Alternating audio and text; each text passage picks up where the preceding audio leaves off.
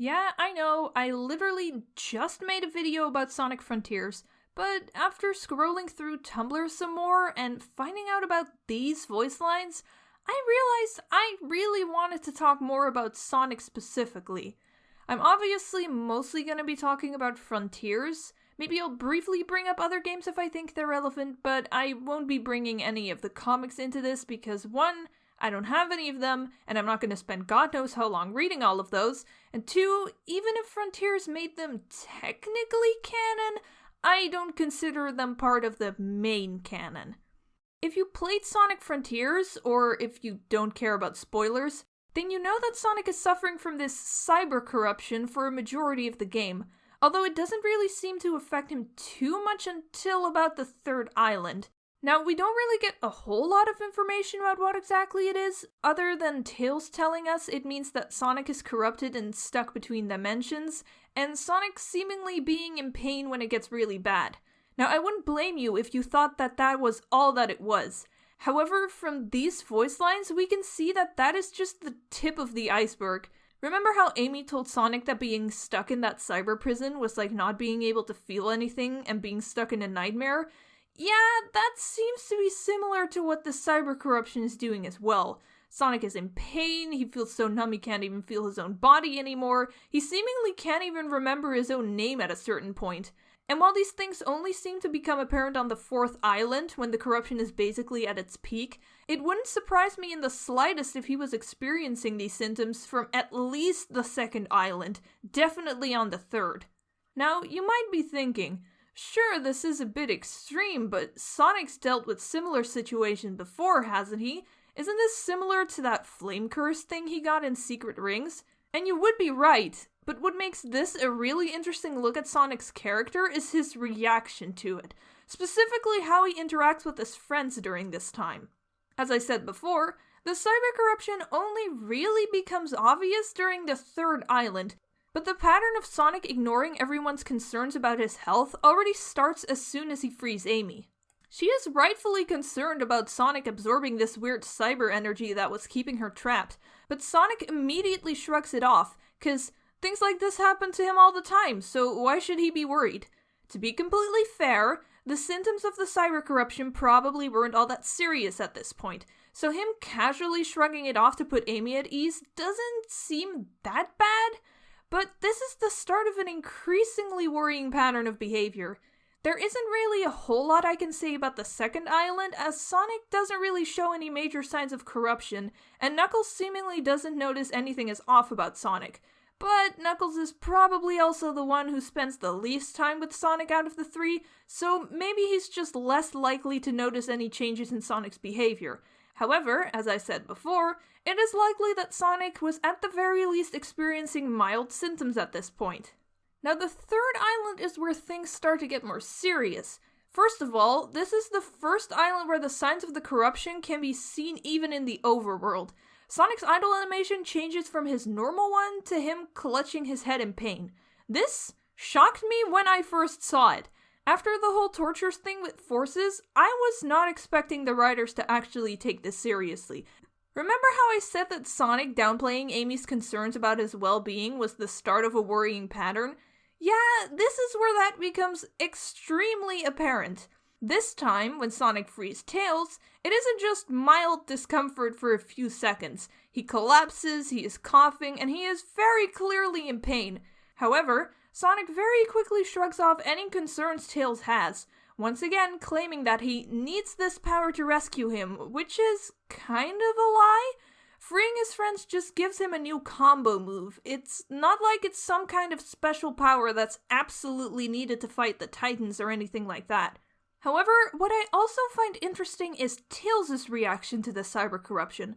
While at first he's obviously concerned, he quickly becomes nonchalant about it.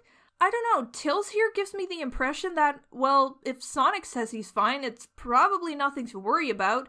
He even kind of turns the conversation around to his own issues immediately when he says, well, you're always rescuing me, which I feel like Tails should be more worried about Sonic here, but he's just not. Then when Tails leaves to help look for the emeralds, only then does Sonic let the facade drop. He collapses again and very audibly grunts in pain, being unwilling to show any weakness or vulnerability in front of other people. This continues over the course of the island. Sonic is very clearly exhausted and visibly limping at some points, and yet he still helps Tails and that one Coco with various tasks. One scene that really bothered me was this one where Sonic is very clearly tired and in pain and basically limping, and Tails just acts like this isn't something to worry about. He just smiles and waves as Sonic goes off to try and help the Coco. This seems especially weird as Tails pretty much had a complete breakdown after everyone thought Sonic was dead. You'd think he'd be more concerned after that. The fourth island is where all these things become impossible to ignore. Sonic's idle animation at this point is literally him doubling over in pain. Believe me, when I saw that, I was just sitting there audibly being like, "No, please, you can't do this to my boy." As mentioned before, there are apparently some voice lines from Sonic here. They're either cut or the triggers are unknown, I'm honestly not sure. The lines that hit especially hard are things like, "hard to focus, gotta keep going, I know I'm moving, I can't feel it," etc. I'll put them up on the screen. Now, I'm sure there are some people who want to play devil's advocate here and say, well, doesn't Sonic put his life on the line for the sake of his friends and the world all the time? How is this any different? Well, unlike a lot of those other times, this situation is not directly life-threatening to anyone involved except Sonic. Sage has already informed him that his friend's condition is stable, and sure, they made it clear that being in this digitized state is uncomfortable, but I'm sure that they would be willing to deal with it for a while if Sonic just came up to them and was like, hey guys, this is literally killing me, maybe we could try to find another solution? But no, Sonic just keeps going, despite even forgetting his own name, with only the vague notion that this is for his friends keeping him going. I don't think we've ever seen Sonic self-sacrificing to this level before. But then, when looking back on all the cutscenes, it suddenly hit me. Sonic is the fucking therapist friend. A therapist friend is usually described as someone in a friend group who helps other people with their problems and lets them vent to them. However, they usually ignore all their own problems, either because they don't want to talk about them or because their friends simply don't realize that they even need help. Throughout the game, Sonic is helping his friends with their own problems, but neither he nor his friends ever really bring up how he's doing. And in the few moments that they do voice their concerns, Sonic immediately shrugs them off, especially Tails. He, most out of all of them, has seen just how bad Sonic's situation has become, and yet he seems to be more concerned with his own feelings of inadequacy. But now these moments where Tails doesn't seem to be all that concerned about Sonic make sense. Sonic's behavior in this game is likely not the first time he's acted like he was okay when he really wasn't.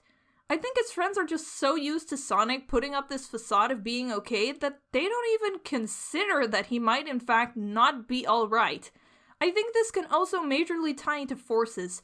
I am not trying to say that any of the writing in Forces purposefully ties into Frontiers, or even that the things I am about to say were intentionally written into Forces this way.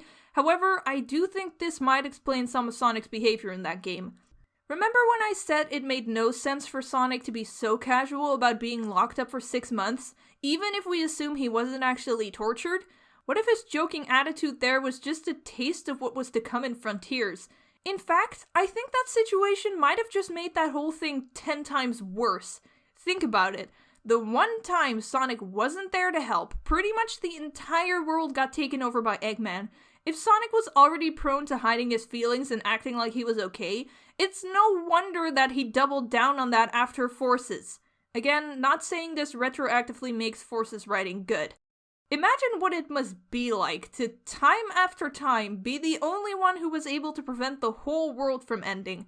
It's no wonder that at a certain point, that is all you could view yourself as. You have to save everyone, you have to be the hero, because if you don't, everyone could die. So you put on a mask of always being fine, not showing vulnerability, because that's what people expect of you. And the thing is, this hasn't been resolved in any way.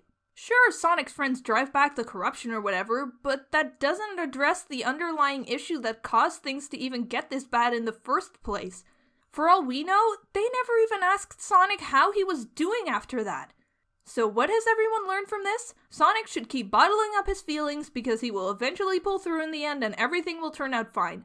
I have no doubts that Sonic is going to continue acting like he's fine until one day it blows up in his face and he can't hide his feelings any longer. And I, for one, am looking forward to that day.